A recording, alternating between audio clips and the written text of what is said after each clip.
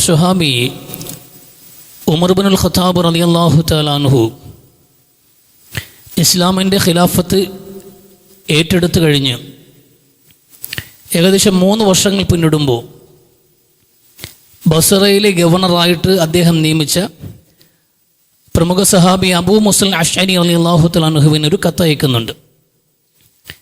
ഭരണപരമായ നിയമനിർമ്മാണങ്ങൾ നടപ്പിലാക്കുമ്പോഴും അതോടൊപ്പം തന്നെ തൻ്റെ ഉത്തരവാദിത്വത്തിന് കീഴിലുള്ള ഉദ്യോഗവൃന്ദങ്ങൾക്കും അധികാരികൾക്കും ഗവർണർമാർക്കും ആവശ്യമായ നിർദ്ദേശങ്ങൾ അവസരോചിതമായി നൽകുന്നതിൻ്റെയും ഭാഗമായി കൊണ്ട് ഇത്തരം കത്തിടപാടുകൾ നിരന്തരമായി നടത്തുന്ന ആളായിരുന്നു ഉമർ ഇബ്നുൽ ഖത്താബ് റളിയല്ലാഹു തആല അൻഹു.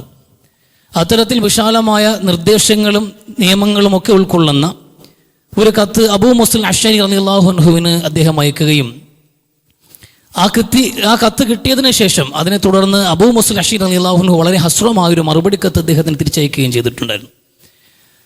ആ മറുപടി കത്തിൻ്റെ ഉള്ളടക്കം വളരെ ലളിതമായിരുന്നു.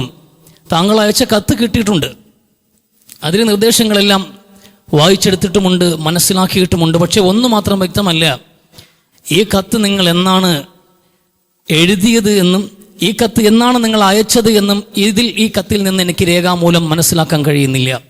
ഇതിൽ വ്യക്തമായൊരു ഡേറ്റ് ഇല്ല, ഒരു തീയതി കുറിക്കാതെയാണ് ഈ കത്ത് നമുക്ക് ലഭിച്ചിട്ടുള്ളത് എന്നാണ് ആ ചെറിയ ലളിതമായിട്ടുള്ള ആ കത്തിൻ്റെ ഒരു മറുപടി, അതിൻ്റെ ഉള്ളടക്കം അതായിരുന്നു. പക്ഷേ ഈ ഒരു ചെറിയ കത്ത് വലിയൊരു ചർച്ചയ്ക്ക് വഴിവെച്ചു. ഒരു വ്യക്തമായൊരു ഡേറ്റ് രേഖപ്പെടുത്താതെ അയച്ച കത്ത്, കാരണം ഒരു ദൂതന്മാർ മുഖേന അയക്കുന്ന കത്തുകൾ എത്ര ദിവസങ്ങൾ പിന്നിട്ടാണ് കയ്യിലേക്ക് എത്തുക എന്നത് ധാരണയില്ല. ഒരു നിയമം നടപ്പിലാക്കി കഴിഞ്ഞാൽ ഏത് ദിവസം മുതൽക്കാണ് അത് നിയമം നടപ്പിലാക്കിയത് എന്ന് വ്യക്തമാകുന്നില്ല. അപ്പോൾ ആ ഒരു സാഹചര്യമാണ് ഇവിടെ ഈ കത്തിൽ നിന്ന് വ്യക്തമായത്. അതുകൊണ്ട് തന്നെ അത് വലിയൊരു കൂലങ്കഷമായ ചർച്ചയ്ക്ക് വഴിയൊരുക്കി ഈ ചെറിയൊരു കത്ത്. അങ്ങനെ ആലോചനാ യോഗം വിളിച്ചുകൂട്ടി ഉമർ ഇബ്നുൽ ഖത്താബ് റളിയല്ലാഹു അൻഹു നമുക്ക് വ്യവസ്ഥാപിതമായ ഒരു കലണ്ടർ സംവിധാനം അനിവാര്യമാണ്, അതുകൊണ്ട് നമുക്കൊരു കലണ്ടർ രൂപീകരണം നൽകേണ്ടതുണ്ട് എന്ന ഒരു ആവശ്യം അദ്ദേഹം ഉന്നയിക്കുകയും ആ ആവശ്യത്തെ എല്ലാവരും സർവോപരി ഐക്യകണ്ഠേന അത് അംഗീകരിക്കുകയും ചെയ്തു.